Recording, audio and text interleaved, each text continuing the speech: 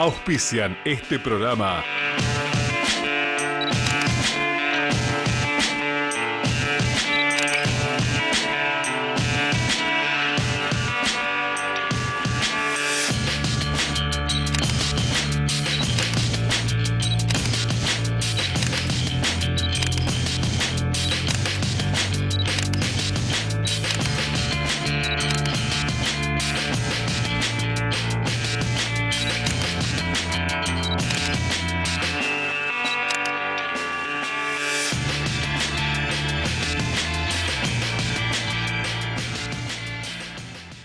Buenas noches, estamos nuevamente en nuestro programa de educación, de ciencia, de cultura, de temas de interés general.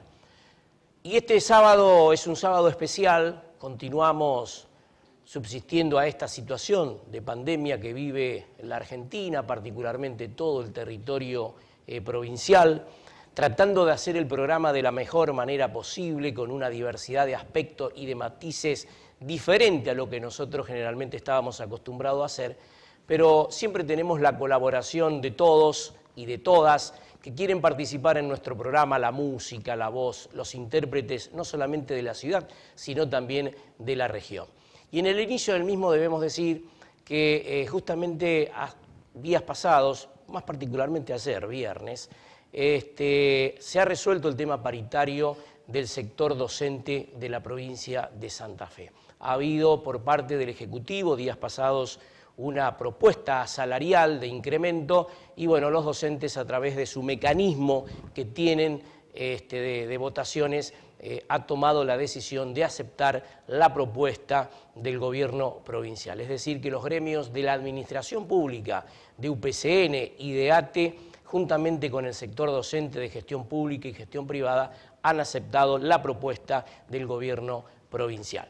Y comenzamos entonces a transitar este programa por televisión regional en educación, en ciencia y cultura, y lo iniciamos de la mejor manera, con buena música, una excelente presencia, agradeciendo su participación, y lo dejamos entonces con Horacio Pelliza. Vamos, Daniel, primerita nomás. Desde el norte traigo en el alma la alegre samba que canto aquí, pa' que bailen los tucumanos con el entusiasmo propio de allí. Cada cual sigue a su pareja, joven o vieja, de todo vi. Media vuelta y la compañera forma la rueda para seguir. Viene el gaucho, le hace un floreo, el zapateo comienza allí. Sigue el gaucho con su floreo, el zapateo termina allí. Vuelta nomás para las otras de no, a la del norte sí, para las tucumanas, mujer galana naranjo en flores. Todo lo que ellas quieran en la primera ya terminó. Allá va la otra, señores. No me olvido, viera, compadre, de aquellos bailes que hacen allí tucumanas y tucumanos. Todos se afanan por divertir y hacen linda esta perra vida. Así se olvida que hay que sufrir. Empanadas y vino en jarra, una guitarra, bombo y violín. Sí que falten esos boleros viejos cuenteros que hagan reír. Cada cual sigue a su pareja, joven o vieja, de todo a la vuelta. Para las otras de no, para la del norte sí, para las tucumanas, mujer galana, naranjo en flores. Todo lo que ellas quieran, que la primera ya terminó.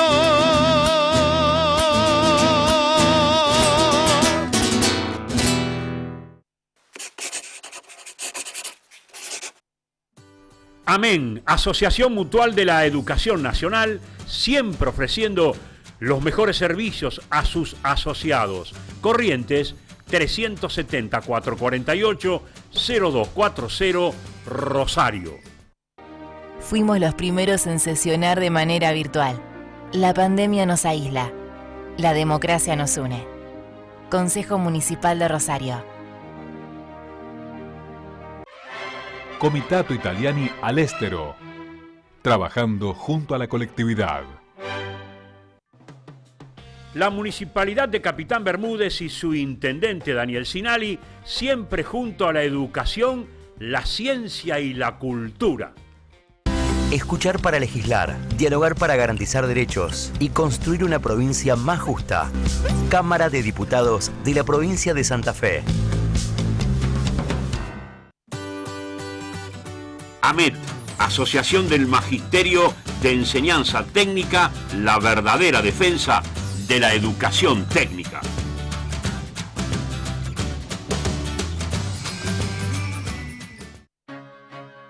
Adrián Villovich, presidente comunal de Luis Palacios, siempre acompañando la educación y la cultura de su pueblo. Mi corazón con el Kini late más. Dale, prendete. Vos también hacete fanático al ritmo del Kini 6 y vení a festejar todas las semanas.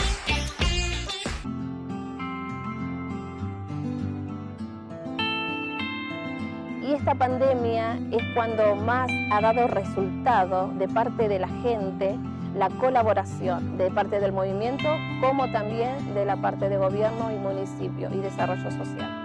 A ellos que necesitan de nosotros. Por un lado es un gusto poder colaborar, uno piensa en la necesidad de la gente. Y por otro lado esperamos, confiamos que la provincia pueda implementar mecanismos para que la gente vaya recuperando su trabajo. Millón de gracias por todo. Dependemos del Estado para que asista frente a las enormes desigualdades sociales que el COVID evidenció más que nunca.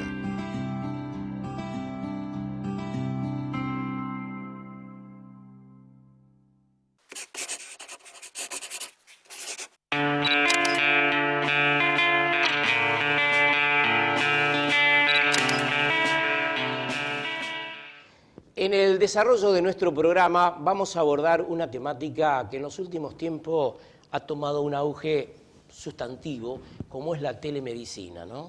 Y nos acompaña en nuestro programa el doctor Mauri Buniva, lo digo bien, ¿no?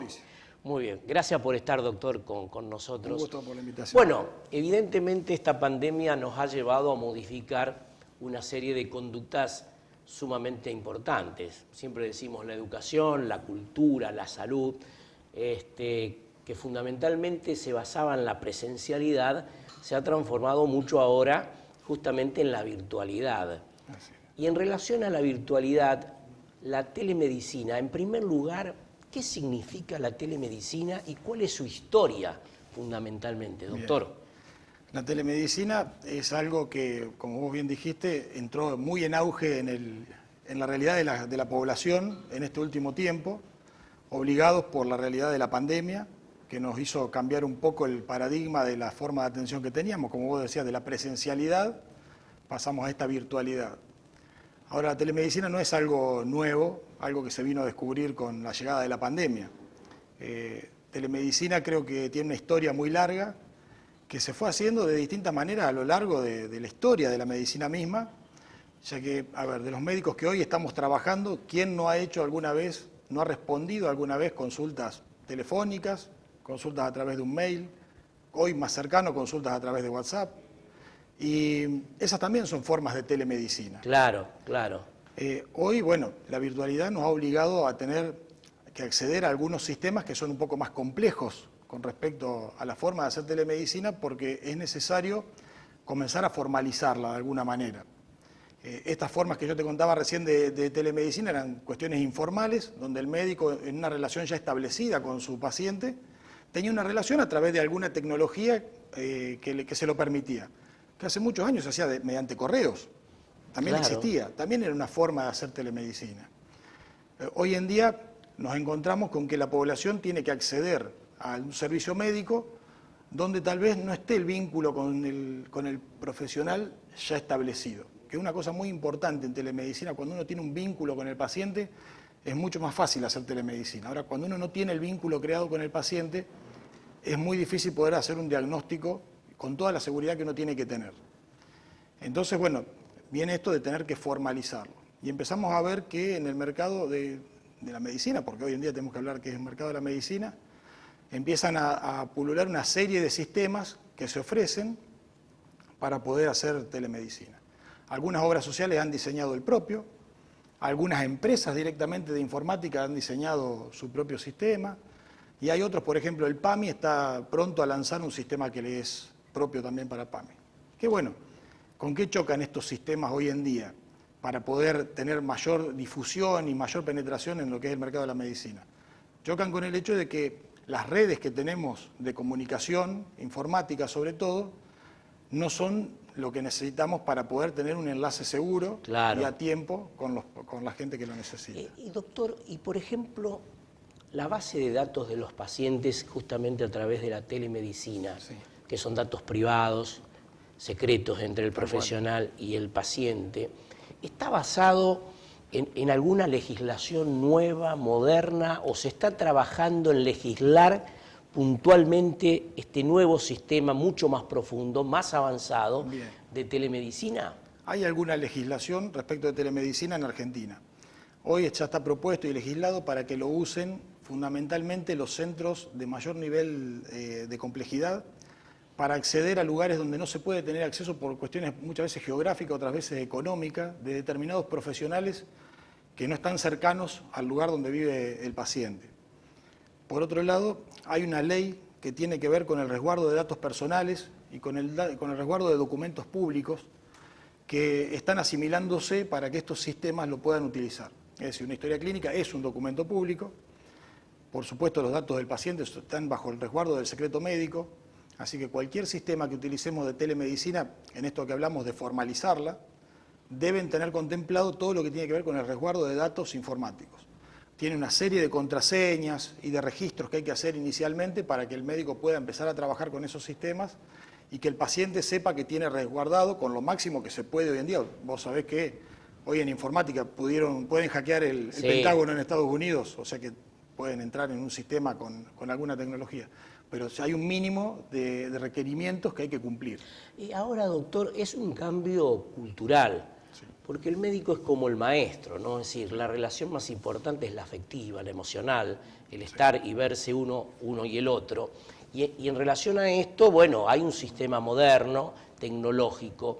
La gente va incorporando justamente esta incorporación tecnológica, vuelvo a reiterar, nueva para ser atendido. Bien, sí, estos cambios en general, en este momento se ve acelerado el uso tal vez por la situación de la pandemia, pero cada vez que se han incorporado cambios tecnológicos en la medicina para que el médico cambie su forma de trabajo o que le genere un cambio de trabajo al médico, en general los cambios demoran mucho tiempo.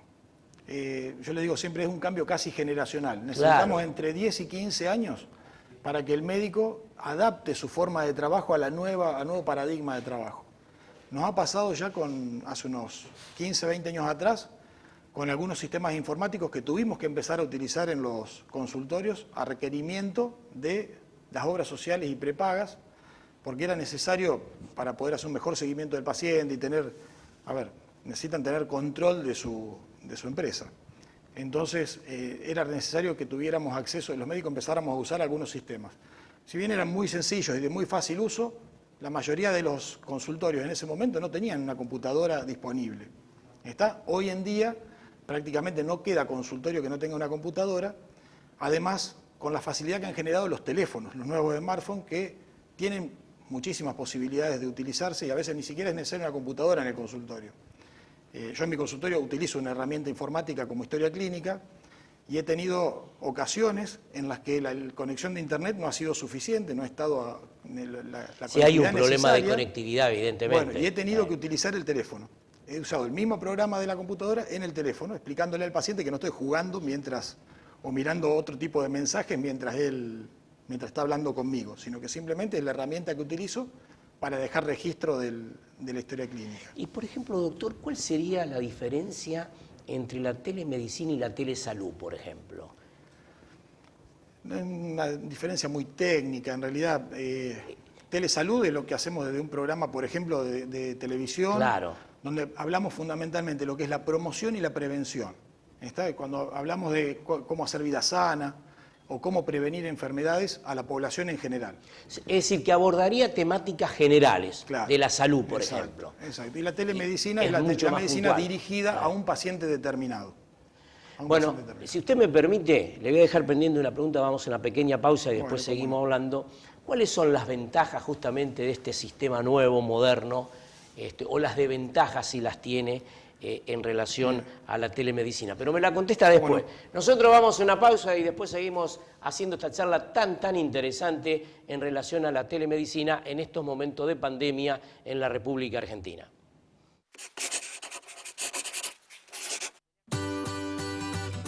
AMET, Asociación del Magisterio de Enseñanza Técnica, la verdadera defensa de la educación técnica.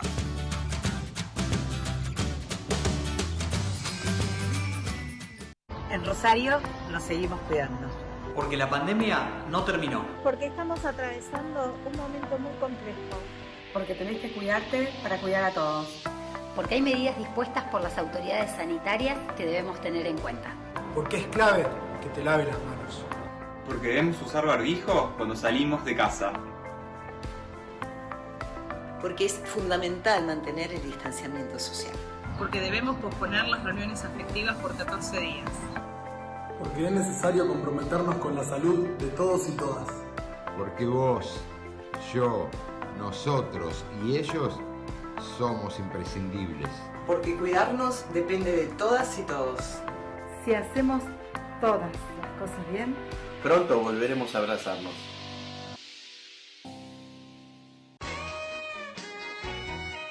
Primera clase remis, la mejor manera y el mejor precio para viajar. 454-54-54. Primera clase remis. Comitato Italiani all'estero, trabajando junto a la colectividad. La Municipalidad de Capitán Bermúdez y su intendente Daniel Sinali, siempre junto a la educación, la ciencia y la cultura. Distribuidora La María. Gran variedad de mercadería para tu negocio. Elaboración propia de productos lácteos. Especialidad en quesos. Precios muy competitivos. Distribuidora La María. Eva Perón 151, Capitán Bermúdez. Teléfono 341-491-3305. Los esperamos. Estamos más conectados que nunca. Recordá que podés comunicarte al 0800-888-6248 o a nuestro WhatsApp al 342-486-011. También nos podés contactar por nuestras redes sociales de Facebook, Instagram o Twitter. O envíanos un mail a info@upsnsfe.org.ar. Mi corazón con el Kini late más. Elegí 6 numeritos y a ganar, siempre a ganar. No dejemos de soñar. Kini 6, vos sos mi amor. Vamos todos a jugar. Dale, prendete. Vos también hacete fanático al ritmo del Kini 6 y vení a festejar todas las semanas.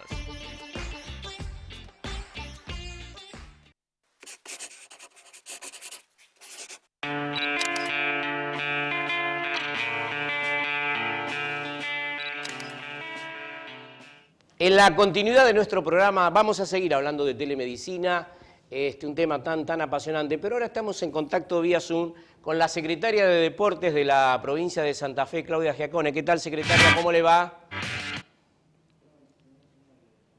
Estamos tratando de hacer el enlace justamente con la secretaria de Deportes de la provincia de Santa Fe para nuestro programa de educación. y luego sí vamos a seguir hablando con el doctor sobre telemedicina. Ya me dicen que la tenemos en contacto. ¿Qué tal, secretaria de Deportes de la provincia? ¿Cómo le va? ¿Cómo estás, Daniel? Muy bien. Buenas tardes para vos y para todos. Bueno, estábamos abordando una temática importante acá en el estudio en telemedicina, que también afecta al deporte, pero en primer lugar, como secretaria de Deportes y ante esta situación de pandemia que estamos viviendo, el gobierno de la provincia y a través del Ministerio de Desarrollo y de su secretaría vienen respaldando fuertemente a todos los clubes deportivos de la provincia, secretaria. Bueno, como sabrás, el fuerte impacto de las consecuencias de la pandemia y de toda la restricción de actividades han sido dadas en el marco de lo deportivo, suspendidas las competencias, gran parte del tiempo con los clubes cerrados. Bueno, en este momento estamos pudiendo volver a abrir las entidades deportivas, nuestros clubes, con protocolos, con entrenamientos con distanciamientos, pero sin duda se ha afectado muchísimo esta actividad y ha dado, diría, un golpe de gracia a lo que ya estaban viviendo los clubes desde años anteriores con los que han sido los grandes tarifazos, ¿no? Y esta circunstancia hemos tratado de ir acompañándolas con distintos programas, por un lado, y decisiones, ¿no? Por un lado que ha tomado la provincia y otras coordinándolas con Nación. De parte de la provincia hay un programa en curso, en marcha, que ya empezamos hace unos meses a firmar los convenios. Esto está más de 200 clubes ya están con el expediente para el pago, muchos de ellos han cobrado dentro del programa Cuidar Nuestro Club, que es un fondo de 35 millones de pesos, para prioridad clubes a razón de 70.000 pesos cada uno, con una modalidad inédita en la provincia, que es que no tenga fecha de límite de presentación, es decir, en la medida que los clubes van regularizando su situación, fíjate vos que tenemos otros 100 y pico más en la Secretaría armando los expedientes para pasarlos al sistema administrativo y de pago del Ministerio, porque nos hemos encontrado con una gran irregularidad en la cuestión, en la mayoría, ¿no? Yo te diría casi un 50% de las entidades deportivas, y esto no queremos que sea un obstáculo para que puedan entrar a este programa de emergencia, ¿no? Que por lo menos implica un primer acompañamiento para todo lo que es gastos de funcionamiento, sean de alquileres, de salarios, de profes, de entrenadores, de tarifas de servicios anteriores, ¿no? A la pandemia, porque a este programa también se le ha sumado la decisión del gobernador, no solo de continuar con la tarifa social, que ya es el 50% del consumo de energía y de agua, que nos implica, ¿no? Casi 40 millones de pesos de nuestro presupuesto al año, sino que los meses de marzo, abril y mayo sean absolutamente tarifa cero para los clubes de agua y de luz. Y esto que ayer estábamos hablando con el interventor de la EPE, junto con más de 50 clubes de todos los puntos de nuestra provincia, un poco con la interlocución de la Federación Santafesina de Clubes, no es menor porque es el único sector de toda nuestra provincia que ha sido priorizado con tarifa cero, ¿no? Más allá de, obviamente, contar con el decreto 283 que impide el corte del servicio por falta de pago. Entonces, creo que este tipo de acompañamientos para todo el momento de cierre, estamos tratando de que vuelva a ser también eximido en las otras etapas de cierre que estamos viendo que se están sucediendo en estos momentos, pero lo cierto es que el acompañamiento prioritario para lo que es gastos de pandemia, la tarifa cero, un Rec Club, que es un programa que pusimos en funcionamiento al comienzo de la gestión, donde queríamos acompañar la regularización de todos los clubes. Esto significa certificaciones gratuitas, significa pago de balances o profesionales, contadores, quien necesite hacer un balance y no tiene con qué, significa hacer la interlocución ante IGPJ, con quien trabajamos codo a codo, es decir, todo el servicio de la Secretaría para aprovechar este momento de menos actividad o de casi inactividad para regularizar y permitir que a la vez los clubes puedan acceder a otros programas. Por ejemplo, el aportes de capital privado, que vencía hoy, lo hemos extendido hasta el miércoles que viene, Es un programa que pone a disposición 11 millones de pesos vía desgravación de ingresos brutos de las empresas que presentan los clubes, ¿no? La verdad que ya tenemos más de unos 30 clubes que están presentando sus carpetas, creo que va a haber muchos más a la semana que viene, y el 5 de octubre ya vamos a informar la apertura del programa Deporte Comunitario, que es del fondo del COPRODE, que es el 5% el 3% de lotería que se deriva para estos fines, un 40% a federaciones, que ya estamos disponiendo ese fondo, son más de 10 millones de pesos repartidos en todas las federaciones y asociaciones que también han visto la inactividad completa de competencias y por ende la recaudación de lo que son las cuotas de sus asociados, de los clubes, ¿no? Y por otro lado, otro tanto para clubes en lo que es el programa Deporte Comunitario, que nos parece importantísimo poder también a fin de año estar abonando, de acuerdo a la cantidad de clubes que se presenten, una parte proporcional a cada uno para lo que es material deportivo, pequeñas refacciones, insumos, ¿no? Digamos, tener todo el abanico de fondos que podemos para disponer para los clubes, más un programa de emergencia que estamos, ayer me llamó la Secretaria de Nación de Deportes, que fue el primero que salió nacional, pero que terminan de firmar el convenio para que 8 millones de pesos podamos también repartirlo en 140 clubes, que no he visto la lista, pero son 140 clubes de nuestra provincia de Santa Fe, un número muy alto en comparación con otras provincias. Más de 60 clubes están recibiendo ya los 500.000 pesos casi, más o menos en base a los programas y a los proyectos que presentaron del programa Clubes en Obra, que era direccionado completamente a infraestructura, que ha venido de Nación. Y el jueves pasado tuvimos la reunión del Consejo Federal del Deporte, también con el anuncio de Nación que los fondos que generalmente venían para la participación nacional de los Juegos Evita de cada provincia, los van a trasladar a nuestra competencia para direccionarlos en el destino que cada provincia considere. Así que nosotros ahí también vamos a tener fondos disponibles para toda la comunidad deportiva que en este momento necesita muchísimo, más teniendo en cuenta lo que significa un club para lo que hoy es si en la escuela, Daniel, vos conocés esto, ¿no? Hoy tenemos el club que contiene, que permite actividad física, que socializa, que mantiene un nivel de salud en cuanto a lo físico, a lo psicológico, y me parece importantísimo sostenerlos a la hora de lo que va a significar su importancia en el futuro que se viene, ¿no? Claro, porque Claudia, en realidad no tenemos precisiones en fecha para ir logrando la apertura de los clubes para algún tipo de actividad. No la totalidad de las mismas, pero en algunos casos muy puntuales.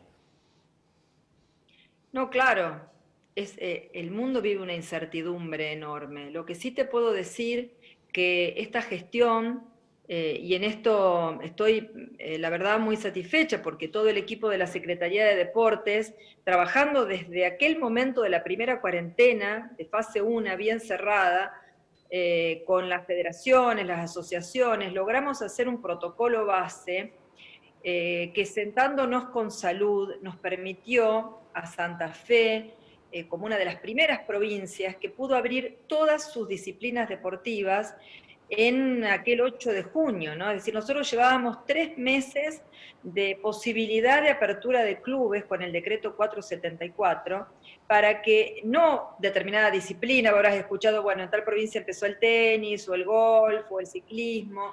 Lo cierto es que en Santa Fe pudimos abrir las instalaciones deportivas, que permitió incluso abrir gimnasios en ese momento, hasta canchitas de fútbol 5, no para jugar al fútbol, porque no se permite hoy el contacto físico, pero sí para hacer fútbol, tenis, metegol humano. Habrás escuchado todas las variables que le hemos encontrado para que esa práctica con distanciamiento se pueda dar, y lo cierto es que en ese sentido uno tiene que pensar que por lo menos esta etapa que viene, por más incertidumbre que haya hacia el juego en sí mismo, nosotros teníamos hasta pensado una etapa de 14 días de prueba, el fútbol hasta 5, ¿no? Como para empezar a probar algún tipo de juego si tiene algún impacto directo con los contagios o con la suba, ¿no? O con el riesgo epidemiológico. Pero con esto, ¿qué quiero decirte?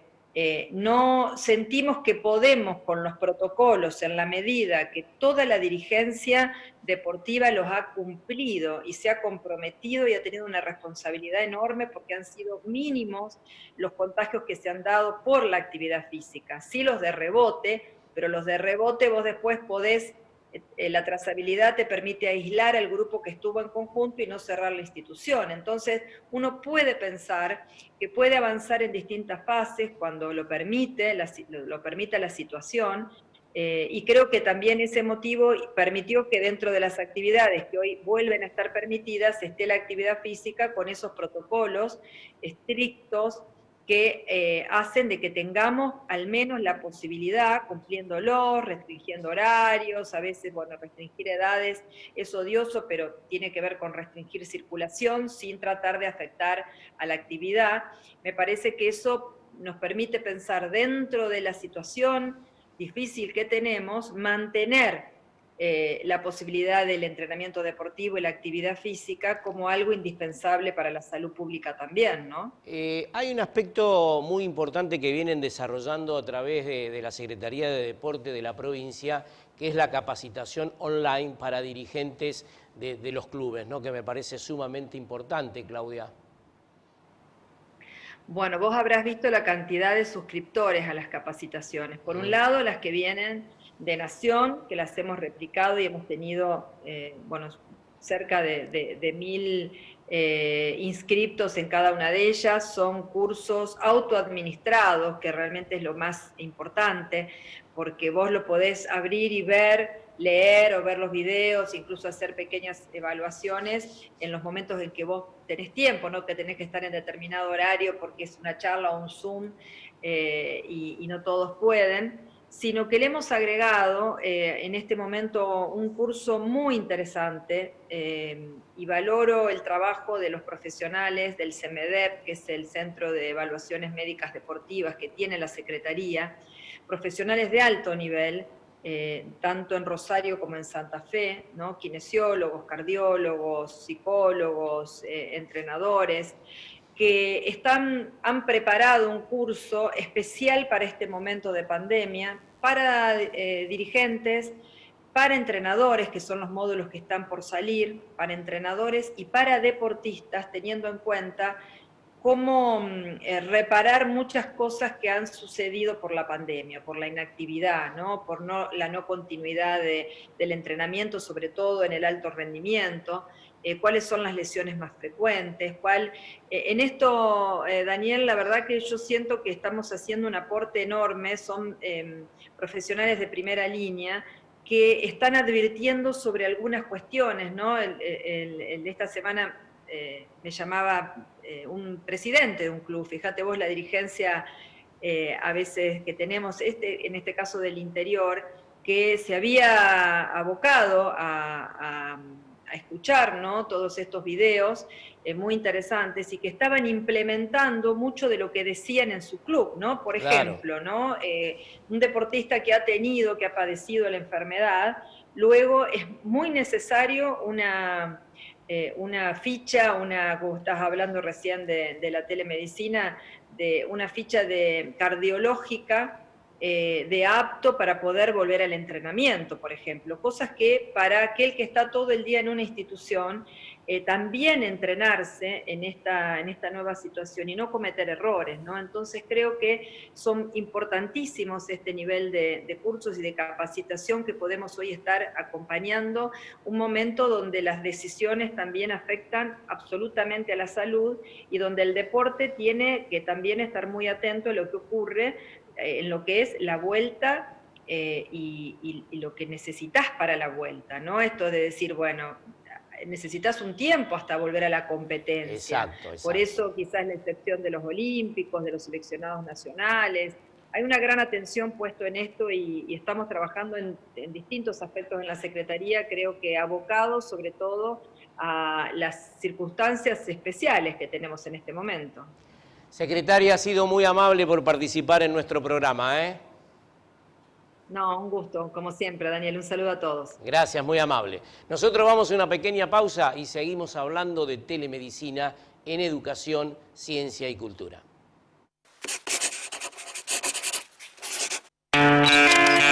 Todos los lunes por AM Libertad en 1090, desde las 13 a las 14, estamos brindando educación, ciencia y cultura y temas de interés general. Recordamos, todos los lunes entre las 13 y las 14 nos sintonizan el dial 1090. Estamos con Educación, Ciencia y Cultura, programa premiado por el Colegio de Abogados de la Segunda Circunscripción de Rosario de su Comisión de Enlace Social. Fuimos los primeros en sesionar de manera virtual. La pandemia nos aísla. La democracia nos une. Consejo Municipal de Rosario.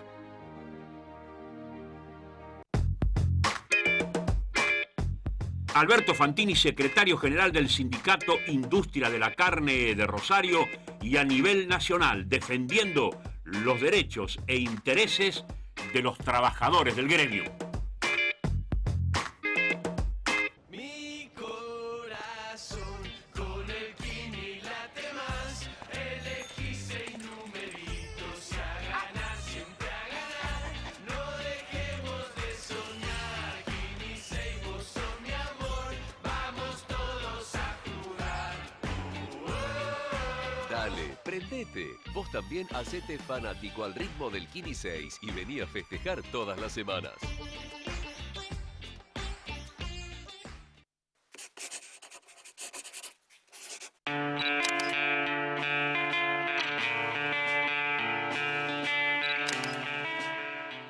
Seguimos con el doctor Mauro Univa y habíamos dejado pendiente una pregunta importante, ventaja y desventaja, ¿no?, de este sistema de la telemedicina, doctor. Bien, ahí tanto ventaja y desventaja para el paciente como para el médico. En general, del lado del paciente, la ventaja principal es la accesibilidad. Claro. Tiene una herramienta más para poder acceder a su atención médica. La desventaja en muchas ocasiones suele tener que ver con los costos que puede tener acceder a este tipo de sistemas y coincidir con el profesional que uno quiere dentro del mismo sistema. Porque al haber tanto y estar tan atomizado, el profesional no puede participar de todos los sistemas de telemedicina que hay en el mercado. Y por el parte del profesional, la desventaja principal es el cambio en la forma de trabajo, tiene que adaptarse a una nueva forma de trabajo, y la ventaja es que va a tener accesibilidad de gente que a lo mejor no son pacientes suyos para que puedan acceder a una consulta con él. Sobre todo los profesionales más jóvenes que todavía no tienen una cantidad de pacientes determinados, puede ser una herramienta muy interesante para utilizar. Doctor, como integrante de la Asociación Médica, seguramente se han tenido que replantear esta situación laboral, particularmente de los profesionales de la salud, después de esa fecha del 10, 17 de marzo aproximadamente. Y en relación a este tema, ¿cuáles han sido justamente las actividades que la asociación llevó adelante para poder ir resolviendo, paliando esta situación médica profesional? Bueno, nosotros en la Asociación Médica tenemos el manejo de unos 50 convenios con obras sociales y prepagas a que acceden los médicos que son socios de la Asociación Médica y la mayoría en su forma de trabajo independiente, con lo cual si uno no está en el consultorio trabajando, el ingreso que tiene es cero. No así los gastos que uno tiene, que siguen estando presentes y siguen corriendo día a día. Entonces cuando el 17 se empieza a hablar del cierre total por la pandemia y el 20 se establece ya el inicio de la cuarentena, nosotros el 23, que fue el lunes siguiente, ya teníamos negociado con estos convenios que manejamos la consulta virtual. Habíamos conseguido que todos nos reconozcan el hecho de que el médico pueda hacer una consulta virtual, que es algo que no estaba contemplado dentro de lo que es el PMO, que es lo que basamos nosotros, el nomenclador nacional, donde dice qué prácticas el médico puede hacer y qué prácticas no puede hacer. O las que no están ahí no se pueden hacer. Entonces rápidamente pudimos incluir esto en el menú prestacional y los médicos tuvieron de alguna manera forma de poder seguir trabajando, aquellos que pudieron acceder a algún tipo de telemedicina y poder acceder a sus honorarios sin que se corte su cadena de pagos. Y después también ya con más tiempo, logramos desarrollar un sistema de telemedicina que ya lo veníamos pensando, pero que por supuesto con los tiempos que apuraban, lo tuvimos listo en 40 días, con una primera etapa que es muy sencillita, pero que permite sin ningún costo para el profesional y para el paciente acceder a ese sistema y poder tener una conexión con video y audio, sin gasto de más que internet, por supuesto necesita una conexión de internet, sin gasto mayor que ese. Esto va a ser parte, por supuesto, de un proyecto integral que está haciendo Asociación Médica en este momento con respecto a lo que hablamos al principio, con la legislación. Estamos adecuando todo lo que son desarrollos de historias clínicas, por ejemplo. Hoy también una cosa que vino con la virtualidad es la receta electrónica. Claro. Que PAMI la había implementado ya hace un tiempo y hoy está implementada para la obra social provincial, para el arte de curar y para AMR Salud, que es un prepago de la red de Asociación Médica, que los pacientes que tienen acceso a esas coberturas, hoy el médico le puede hacer una receta a través de un sistema que va directamente a la farmacia. Son las cosas que hubo que desarrollar rápidamente, que por supuesto tienen algunas falencias por el tiempo que ha corrido y hay que adecuarlas para que justamente no nos pase esto de la atomización que solemos tener.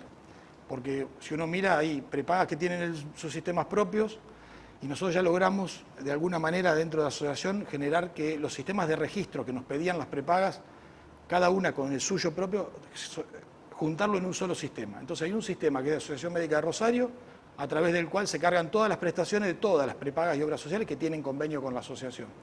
Este sistema la verdad que lo hicimos nosotros por una necesidad de lo que pasa en Rosario, por la masividad que hay, pero terminó siendo adoptado, por ejemplo, la obra social provincial en toda la provincia y varias más después en toda la provincia. Entonces nos ha trascendido una cosa que nosotros trabajamos para los socios nuestros que son del departamento de Rosario, ¿no? Y por ejemplo, ya que estamos hablando de los socios, ¿no? Me imagino desde la asociación el trabajo de contención de todos estos médicos que vienen trabajando en una forma formidable, de los cuales inclusive ya a esta altura del tiempo de la pandemia empieza a aparecer el estrés, el agotamiento. Me imagino la apoyatura que ustedes tienen que venir desarrollando para sus colegas, doctor. Sí, tenemos siempre canales de comunicación con los colegas. Somos una institución de puertas abiertas habitualmente, que el colega se acerca y puede charlar con cualquiera de los directivos. Y ha sido muy importante el trabajo de contención, fundamentalmente en esto de tratar de ayudarlos para que mantengan alguna fuente laboral. Porque si no, verse de repente con el consultorio cerrado y con todos los gastos corriendo era durísimo. Por suerte nos pusimos de acuerdo, la mayoría de las instituciones a las que están obligados, en la Asociación Médica no están obligados a asociarse, pero sí en el Colegio de Médicos, sí en la Caja del Arte de Curar. Claro. Y entre todos hemos podido hacer distintas cuestiones que han ayudado a aliviar un poco la presión que tenían los colegas. Entonces, bueno, hay que estar todos los días, esto sigue, hay que estar a la par de ellos y hay que acompañarlos mucho. Nosotros yo estoy todos los días con mi teléfono, ya es una cosa casi pública, el mail que también tenemos, que nos mandan todos los días, con razón muchas veces quejas, y nosotros tratamos de devolverle, darle una respuesta puntual a la queja que tienen, porque es importante que vean que del otro lado hay alguien que los está escuchando, los está comprendiendo y está tratando de darles una mano. Doctor, no puedo olvidar de no hacerle esta pregunta. ¿Cómo estamos con estos números que siguen y siguen creciendo en forma alarmante en la provincia de Santa Fe? Cuando uno observa las camas en el sistema sanitario público, las camas en el sistema privado, donde los porcentajes son muy altos de ocupación, ¿cómo analiza, cómo describe justamente en este momento de la pandemia que estamos atravesando?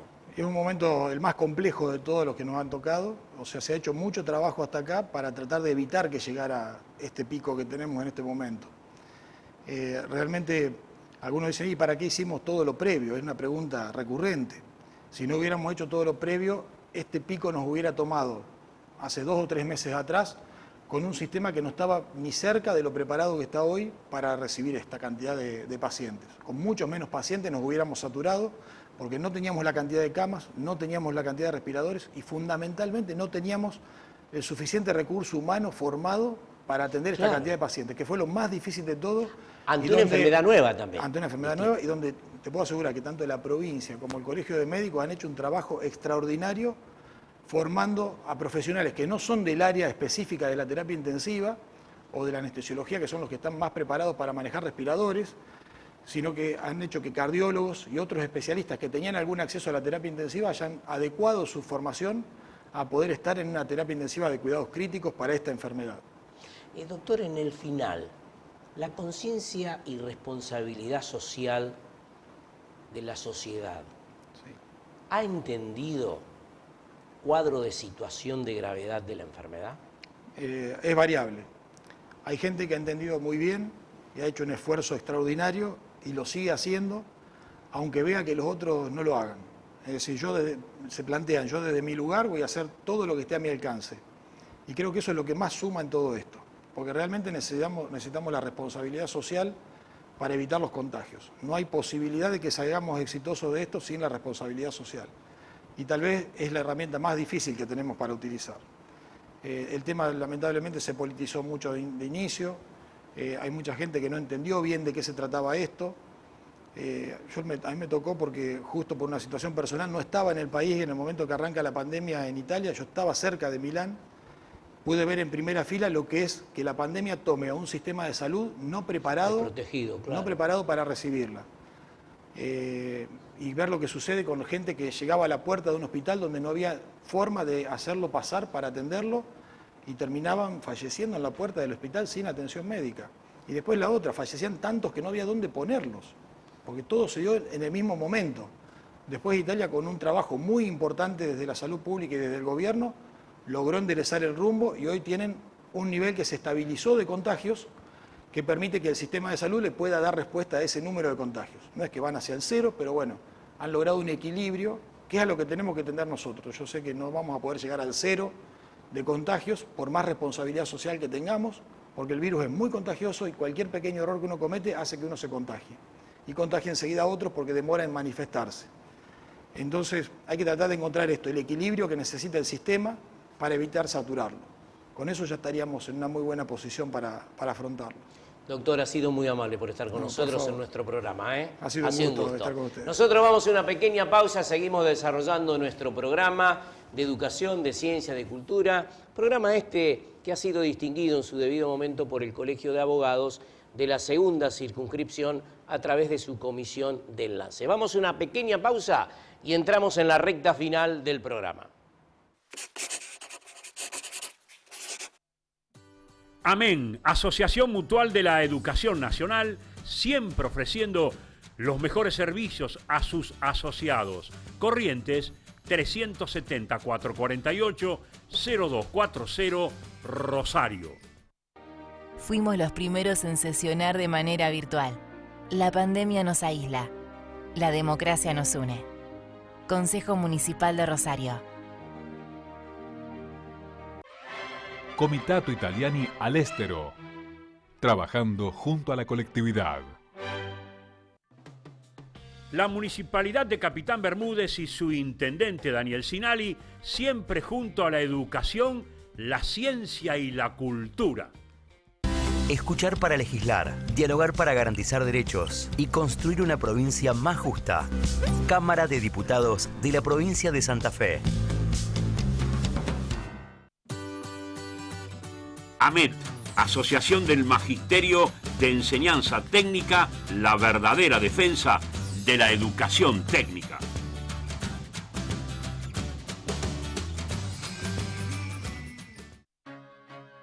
Adrián Villovich, presidente comunal de Luis Palacios, siempre acompañando la educación y la cultura de su pueblo.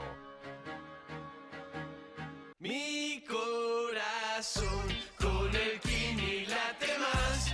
Dale, prendete. Vos también hacete fanático al ritmo del Kini 6 y vení a festejar todas las semanas.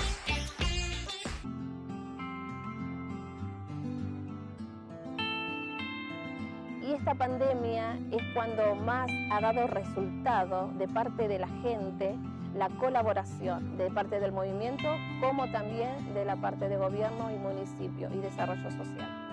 A ello que necesitan de nosotros. Por un lado es un gusto poder colaborar, uno piensa en la necesidad de la gente. Y por otro lado esperamos, confiamos que la provincia pueda implementar mecanismos para que la gente vaya recuperando su trabajo. Un millón de gracias a todos.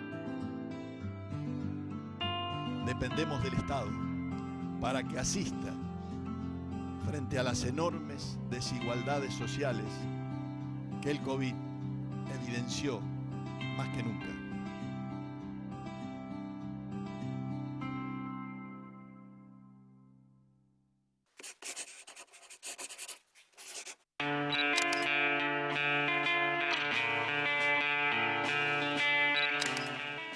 Seguimos en nuestro programa y estamos ahora en contacto vía Zoom con Lucho Fabri, doctor en Ciencias Sociales, licenciado en Ciencias Políticas, coordinador del área de Género y Sexualidad de la Universidad Nacional de Rosario. ¿Qué tal? ¿Cómo le va? ¿Cómo anda usted?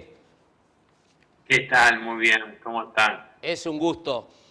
Bueno, en primer lugar, quisiera preguntarle cómo se trabaja, cómo se genera este debate abierto, ¿no?, en relación a la situación de la masculinidad en estos momentos, doctor.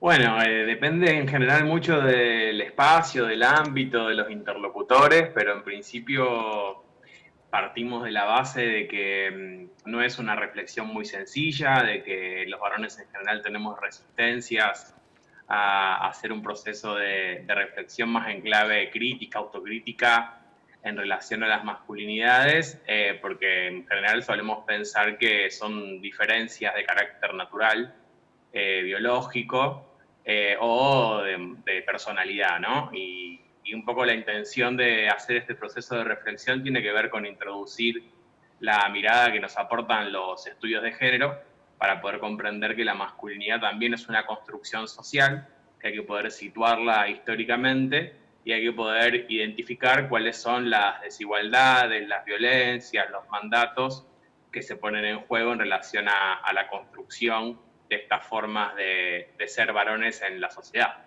Y, por ejemplo, dentro de las organizaciones, ¿no?, puntualmente, concretamente, ¿qué es lo más conveniente trabajar? ¿En espacios, por ejemplo, donde estén involucrados solamente los varones o lugares abiertos de participación? Bueno, yo creo que hay que poder combinar ambas tácticas, si se quiere, ¿no? Espacios exclusivos para varones, donde muchas veces nos animamos a hablar un poco más de algunas cosas que quizás con la presencia de las compañeras inhibimos, porque pensamos que vamos a decir algo mal o algo políticamente incorrecto, o vamos a tener expresiones machistas. Entonces quizás a veces en esos espacios los varones tienden a escuchar más y hablar menos, lo cual es bastante raro, ¿no? En los varones.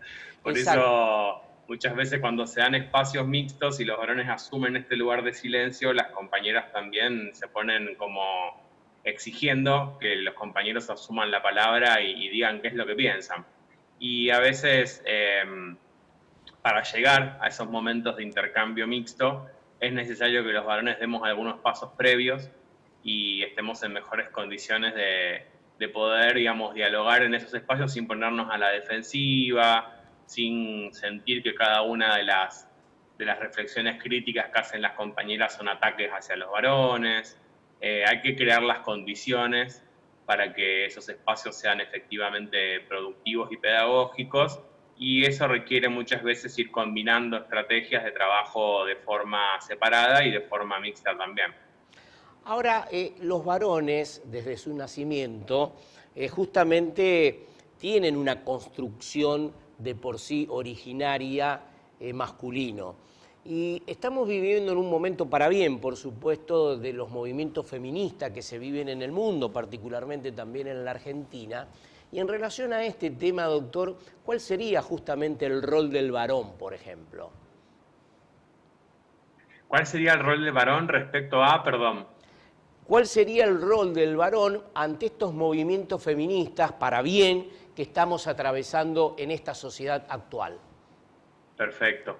Sí, yo creo que el principal rol, si se quiere, es de una escucha activa, de poder como corrernos del lugar de sentirnos atacados, y poder entender, digamos, de qué se trata esto que nos están hablando las compañeras, aun cuando nosotros no lo hayamos experimentado en nuestro propio cuerpo, o aun cuando alguna de las prácticas que se puedan estar señalando o denunciando no necesariamente sean las que yo individualmente hago, pero que sí son parte, digamos, de un sistema de organización social. Entonces, primero, escuchar y validar la experiencia de las compañeras.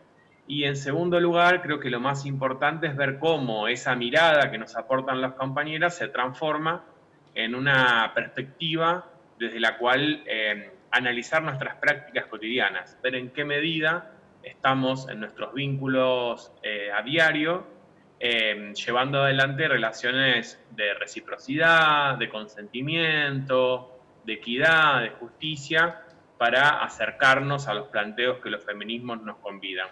Después podemos, en todo caso, indagar hasta dónde podemos pensar en un involucramiento más activo en la lucha, en la organización del movimiento y el activismo feminista. Que yo creo que siempre, en este caso, es desde un lugar secundario, acompañando la lucha de las compañeras y entendiendo que nuestro rol en particular es llevar esos debates a los espacios de varones, a los espacios de nuestra vida cotidiana que compartimos con otros varones, donde las compañeras en general no llegan y donde nos permitimos algunas licencias en términos de reproducción de discursos y de prácticas machistas que delante de las compañeras sabemos que ya no es conveniente hacer, ¿no? Entonces creo que si hay una tarea de los varones respecto a los feminismos es justamente romper esos vínculos de complicidad machista que tenemos tan naturalizados. Doctor, en los últimos tiempos, lamentablemente, se ha agudizado la violencia machista, ¿no? ¿Cuáles serían, por ejemplo, las acciones terapéuticas para ir desarrollando, para ver si se puede disminuir justamente esta violencia que hoy por hoy vive la sociedad? Bueno, el recrudecimiento de la violencia machista es una respuesta ante el avance del movimiento de mujeres y feministas, ¿no? Es una respuesta ante los privilegios que los varones vemos amenazados. Por eso yo creo que es muy importante el trabajar de manera temprana, en una perspectiva preventiva, y para eso la mejor herramienta que tenemos es la educación sexual integral, que debe ser implementada en todos los niveles del sistema educativo de manera transversal, y además acompañarla de otras políticas en otros ámbitos que no son el sistema educativo, pero que también pueden ser de carácter preventivo, desde los espacios deportivos, los espacios sociales y comunitarios, desde las campañas de sensibilización y promoción, desde los medios de comunicación y la industria del entretenimiento, y por otro lado, en articular y en profesionalizar los dispositivos de atención de varones que ejercen violencia, ¿no? Donde ya lo preventivo llega tarde, donde nos encontramos en situaciones donde ya hay un ejercicio explícito y activo de la violencia machista y que necesitamos espacios de recuperación de esos varones para que puedan registrar cuál es el daño que producen sus prácticas, para que puedan hacerse responsables y para que puedan de algún modo reparar y cambiar. Todavía hay muchas cuentas pendientes en términos de políticas públicas orientadas al trabajo con varones desde la perspectiva de género, y en ese sentido es que estamos también empujando para que el Estado tome nota y invierta recursos en esa perspectiva. Doctor, ha sido muy amable por estar estos minutitos en nuestro programa. Esperemos algún día encontrarnos en el estudio para seguir profundizando justamente esta temática tan importante. Lo digo más que como comunicador social, como docente, como director de un complejo educativo, en el cual estas temáticas de la violencia machista uno lo ve desde las infancias, y me parece muy, muy importante lo que usted termina de decir, de trabajar desde las infancias justamente esta temática, ¿eh? Totalmente, Daniel. Bueno, muchísimas gracias por la invitación y seguramente en un mejor contexto nos vamos a estar encontrando en el estudio para seguir conversando. Así es. Nosotros en nuestro programa llegamos al final. Con la música de Horacio Pelliza queremos agradecer la atención dispensada con temática sumamente importante. Volvemos el próximo sábado en el mismo horario.